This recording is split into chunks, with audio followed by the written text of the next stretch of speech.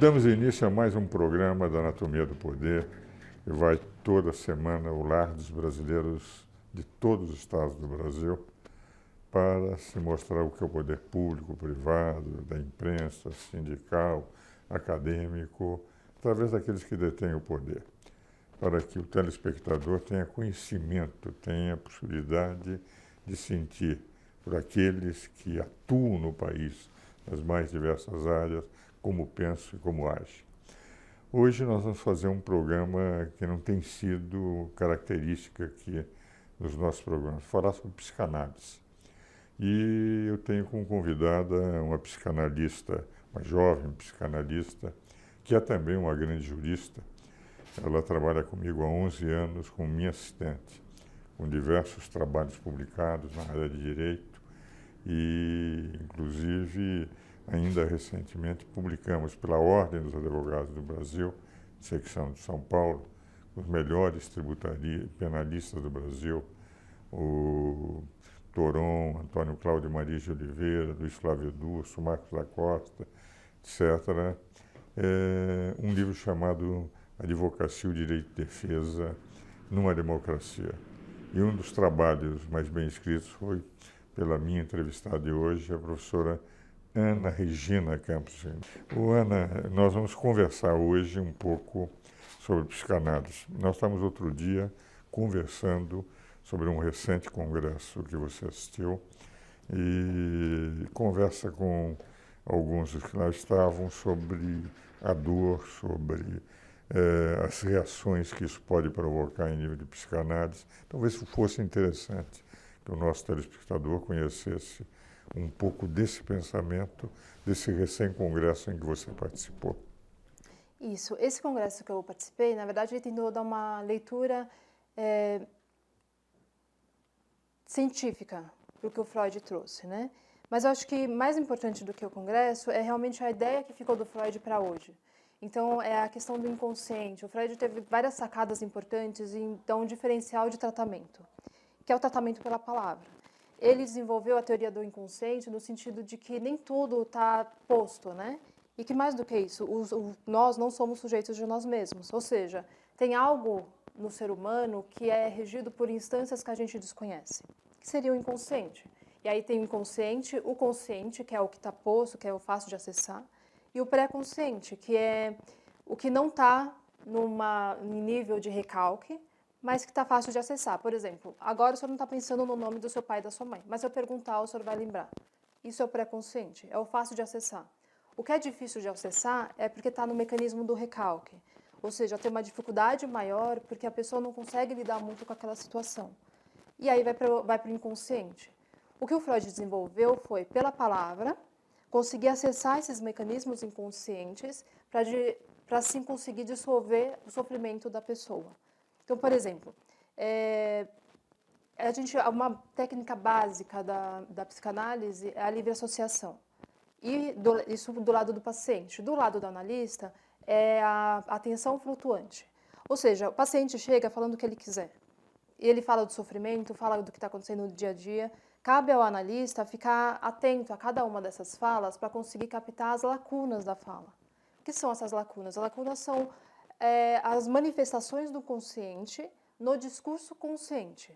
Ou seja, quando a pessoa comete um ato falho, quando ela troca uma palavra pela outra, quando ela comete o ciste. O que é o ciste? O ciste é uma forma de brincar com algo que gera sofrimento na pessoa.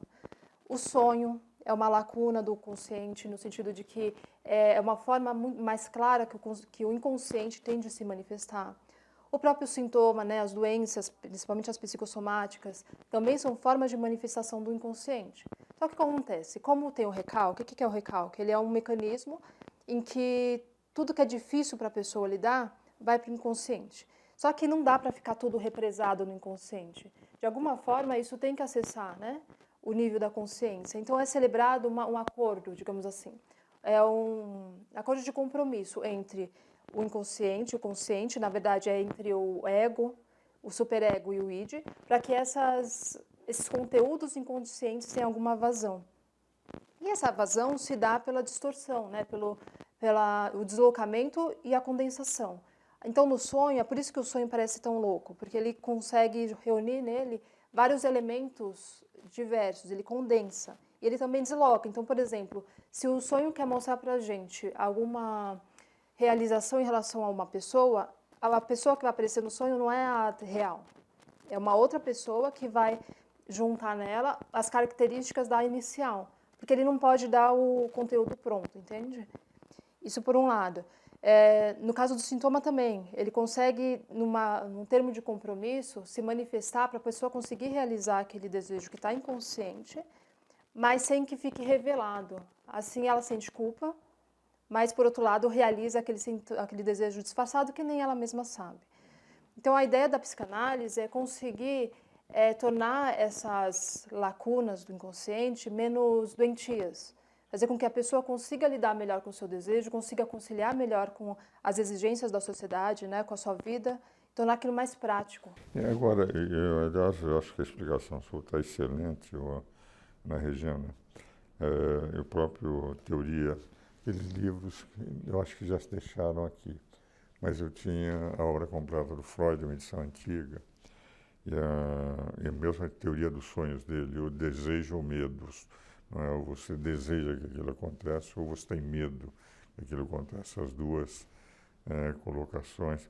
Agora, é um dado, entretanto, que se percebe muitas das críticas que se faz à psicanálise, é que, embora do ponto de vista científico se consigam pôr categorias sobre a maneira de pensar da pessoa, e poder colocar o neurótico, psicótico, esquizofrênico, etc., que vivem muitas vezes realidades completamente diferentes das realidades em que nós vivemos, mas nós sentimos, e eu tenho a impressão pela permanência da necessidade de um paciente estar em constante contato, a impressão daquelas medicações de uso contínuo, em que tem que estar continuamente com o psicanalista, que ainda nós estamos numa fase em que o diagnóstico é muito mais fácil do que a possibilidade de uma cura.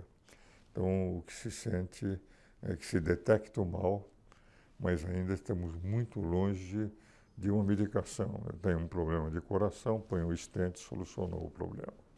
Tenho um problema psíquico, eu diagnostico e posso passar a vida inteira sem solucionar.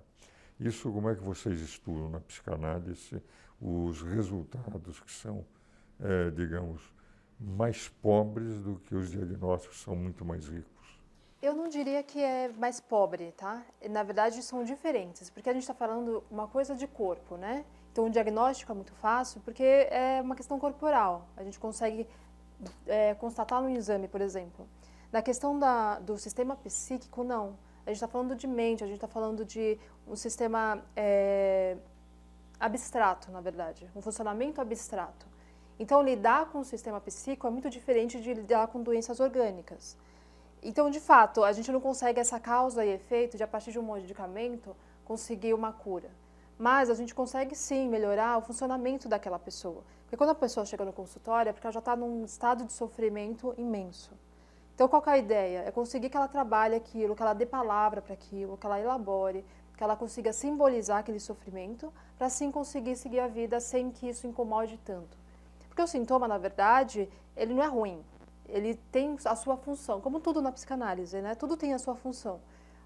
Só que quando o sintoma começa a gerar na pessoa mais sofrimento do que o próprio sofrimento sem ele, aí sim é importante que ela dê palavra para isso, para conseguir ou mudar de sintoma, ou dissolvê-lo de tal forma que ela siga a vida tranquilamente. Mas veja, a gente está falando de um processo dinâmico, né?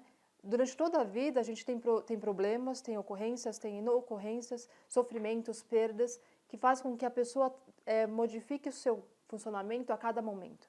Então não é que a psicanálise não tem efetividade, é que assim como todas as outras psicoterapias, ela lida com um ser que está em constante mutação.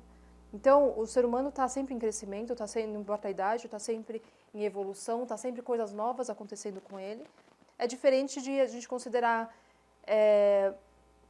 uma questão, quebrou a perna, engessa, está tudo certo, né? Porque tem um enquadramento diferente, percebe?